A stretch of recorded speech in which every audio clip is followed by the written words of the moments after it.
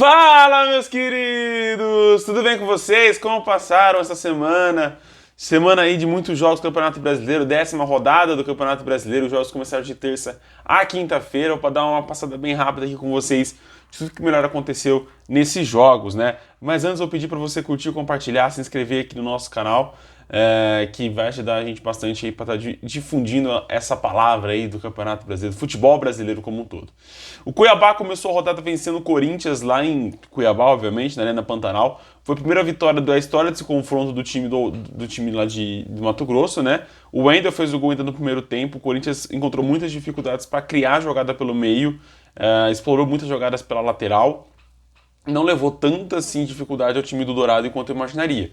Né, faltou um pouquinho aí de qualidade na finalização também do time do Corinthians, mas encontrou muita dificuldade e muitos jogadores, né, Roger Guedes, próprios jogadores de lado, né, o Mosquito, o Watson não entraram com tanta vontade assim, né? Não vontade, mas sumiram durante o jogo.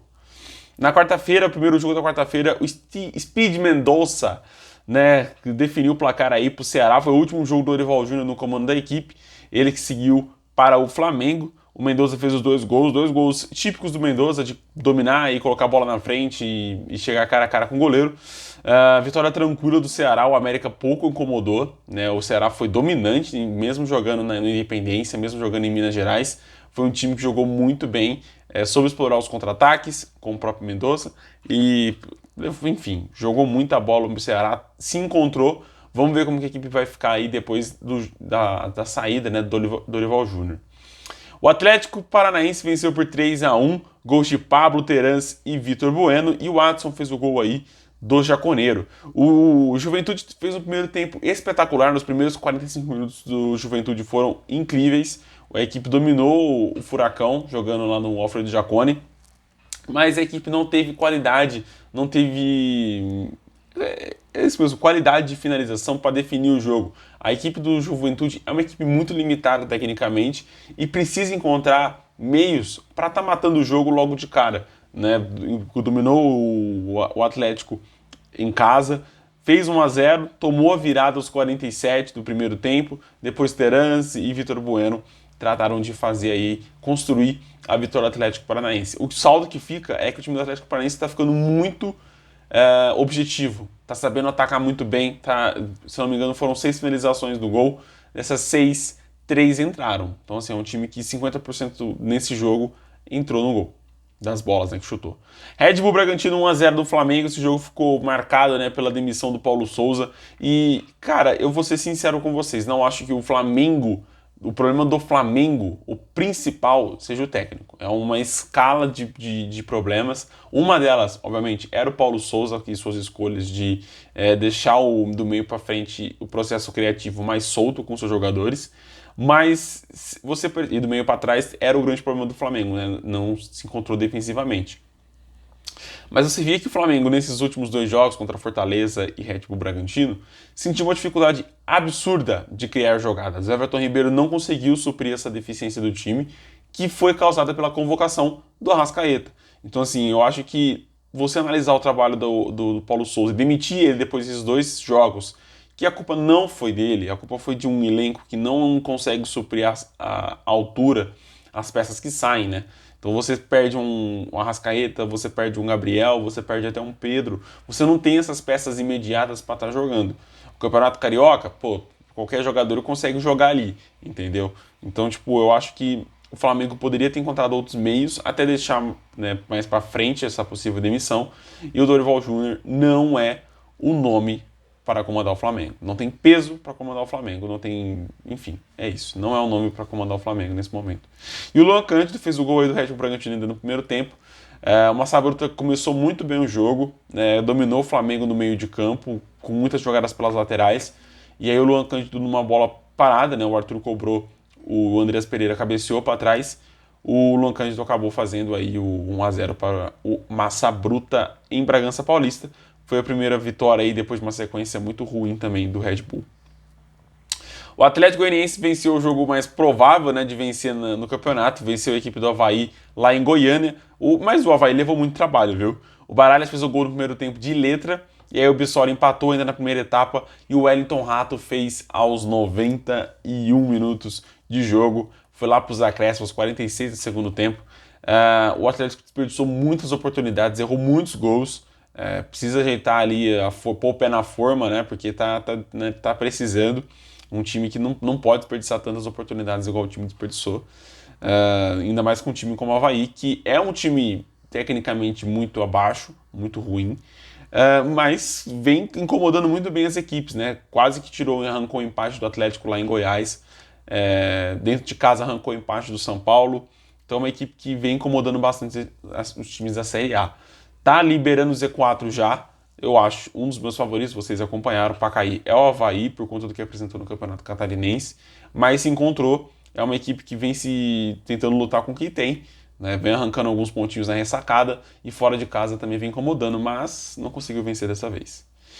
O melhor jogo do Campeonato Brasileiro, Fluminense 5, Atlético Mineiro 3. Temos muita coisa para falar desse jogo, mas para ter um resumo aí, né, o Arias fez um gol, Cano fez 2, Samuel Xavier e Luiz Henrique completou os 5 gols, Hulk, Jair e Eduardo Sacha fizeram os gols do Galo.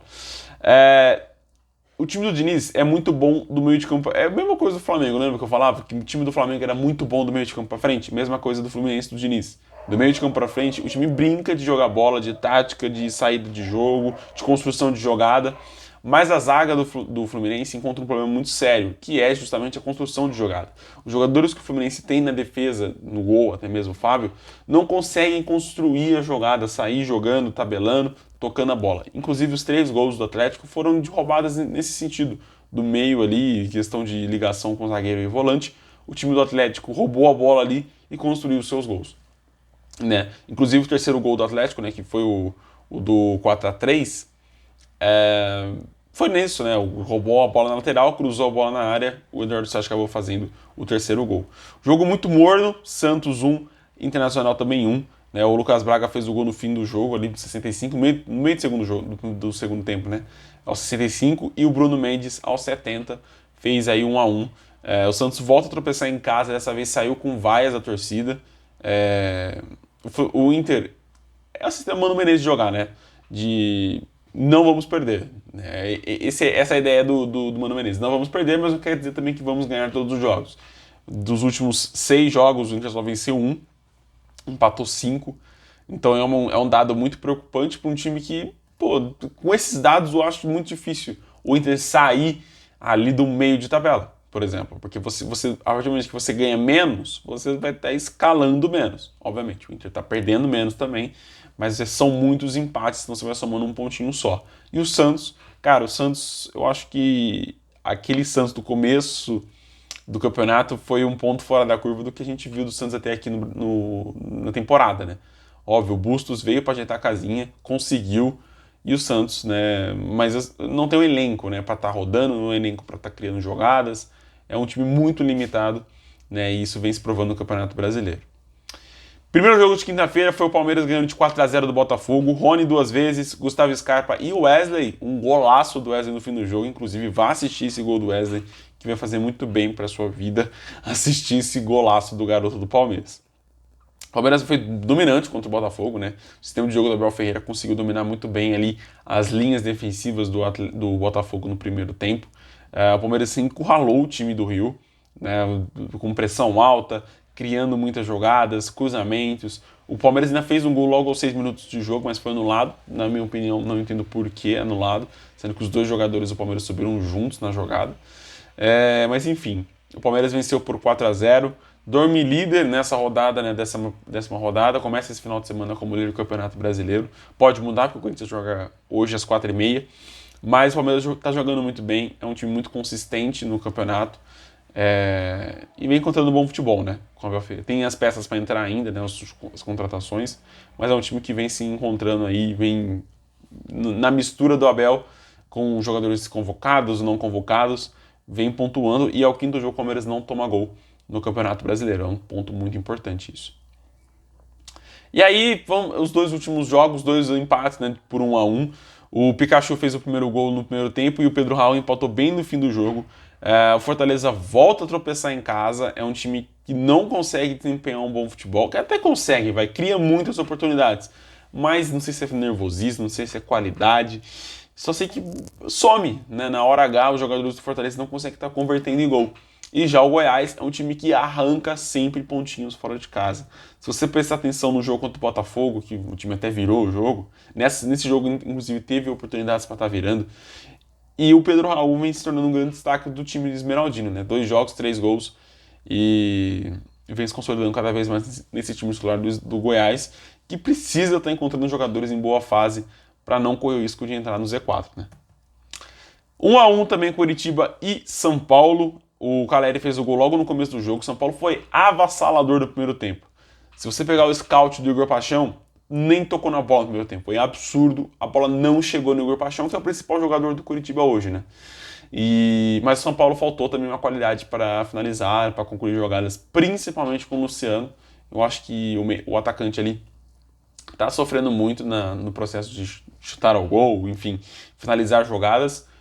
Não é o caso do Caleri, né? Chegou a 100 gols, inclusive, com a camisa do São Paulo. O atacante voltou a marcar novamente, teve chances, né?